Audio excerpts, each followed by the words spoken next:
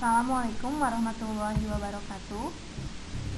Pada kesempatan kali ini, saya akan mencoba menjelaskan mengenai permintaan dan penawaran. Sebelumnya, perkenalkan, saya Rahmawati Nur Istighfarin dari FKIP Akuntansi Universitas Langlang Buana. Sebelum kita memasuki materi, kita akan melihat tujuan pembelajaran.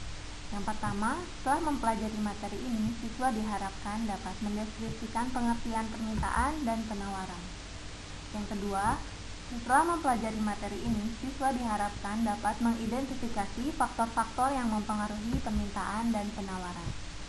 Yang ketiga, setelah mempelajari materi ini, siswa diharapkan dapat menjelaskan hukum permintaan dan hukum penawaran. Yang pertama, kita akan membahas mengenai permintaan. Di permintaan ini, kita akan mempelajari mengenai pengertian, faktor-faktor yang mempengaruhi hukum permintaan dan fungsi permintaan. Dimulai dengan penawaran. Di penawaran ini, kita akan mempelajari mengenai pengertian, faktor-faktor yang mempengaruhi hukum penawaran dan fungsi penawaran. Pengertian permintaan atau demand. Permintaan adalah banyaknya jumlah barang yang diminta pada suatu pasar tertentu dengan tingkat harga tertentu, tingkat pendapatan tertentu, dan dalam periode tertentu. Di sini ada faktor-faktor yang mempengaruhi permintaan. Yang pertama, harga barang lain atau barang pengganti dan barang pelengkap.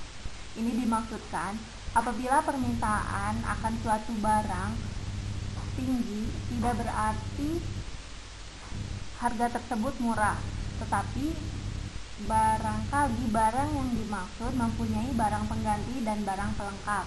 Jadi apabila kita tidak mendapatkan barang tersebut, kita bisa mendapatkan barang yang lain yang memiliki fungsi dan kegunaan yang sama. Yang kedua, pendapatan para pembeli.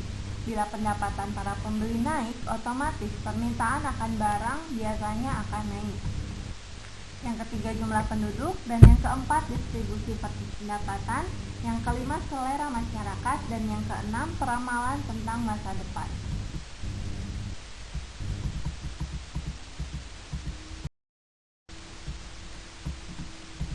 Selanjutnya mengenai fungsi permintaan, QD sama dengan A min B dikali P, di mana QD di sini merupakan jumlah atau kuantiti, A adalah konstanta, B adalah koefisien pengarah atau slope, dan P adalah tingkat harga.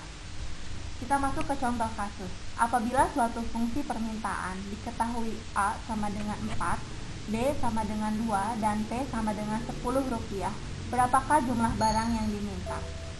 Kita tinggal masukkan fungsi permintaan, masukkan angka-angka yang telah kita ketahui, dan kita akan mendapatkan hasilnya. Jadi apabila harga Rp10, maka jumlah barang yang diminta adalah 16. Seperti itu contohnya.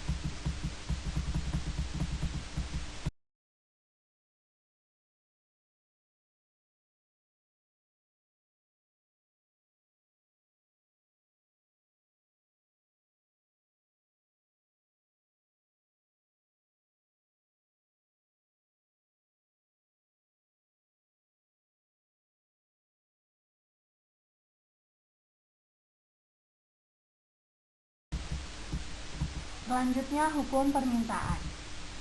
Hukum permintaan mengatakan bahwa harga berbanding terbalik terhadap jumlah barang yang diminta, yaitu apabila harga suatu barang naik, maka jumlah barang yang diminta tersebut akan turun dan sebaliknya.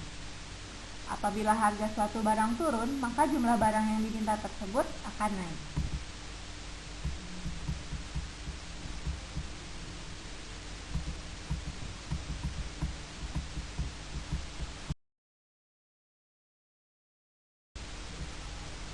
Selanjutnya, pengertian penawaran.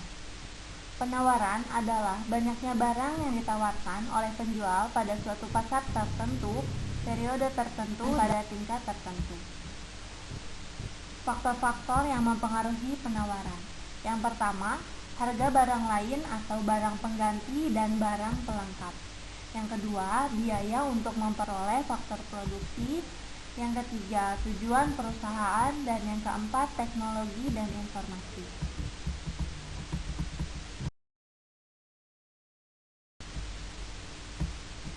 Selanjutnya ada fungsi penawaran. Fungsi penawaran atau VS sama dengan min A plus B dikali P.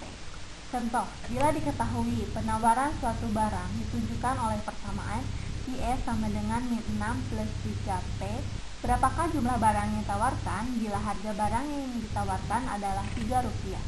Jawab, jika P sama dengan 0, Q sama dengan min 6, dan jika Q sama dengan 0, maka P sama dengan 3. Kita tinggal masukkan angka-angka tersebut kepada fungsi penawaran yang kita punya dan kita akan mendapatkan hasil 3, di mana 3 berarti apabila harga Rp3, maka penawaran yang akan dilakukan oleh penjual adalah Rp3 atau 3 barang.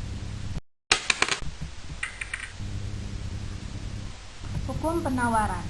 Hukum penawaran menyatakan bahwa penawaran berbanding lurus antara harga terhadap jumlah barang yang ditawarkan, yaitu apabila harga naik, maka jumlah yang ditawarkan akan meningkat dan sebaliknya, yaitu apabila harga barang turun, maka jumlah yang ditawarkan akan turun. Hukum ini berkaitan dengan faktor-faktor yang mempengaruhi produksi, di mana sebelumnya faktor produksi berbunyi apabila faktor produksi dan biayanya mempengaruhi penawaran yang akan dilakukan penjual. Penjual juga akan berpikir apabila harga produksi naik, meskipun harga tersebut mahal, mereka akan memperoleh laba yang kecil sehingga jumlah barang yang ditawarkan akan tetap kecil, tidak terpengaruhi oleh harga barang yang naik. Dalam kasus tersebut, hukum penawaran tidak berlaku. Demikian yang dapat saya sampaikan. Untuk kesimpulan, hukum permintaan dan hukum penawaran tidak selamanya berlaku karena ada faktor-faktor yang mempengaruhi hukum-hukum tersebut. Akhir dari presentasi ini, semoga dapat bermanfaat dan menambah ilmu kita. Sekian dan terima kasih. Wassalamualaikum warahmatullahi wabarakatuh.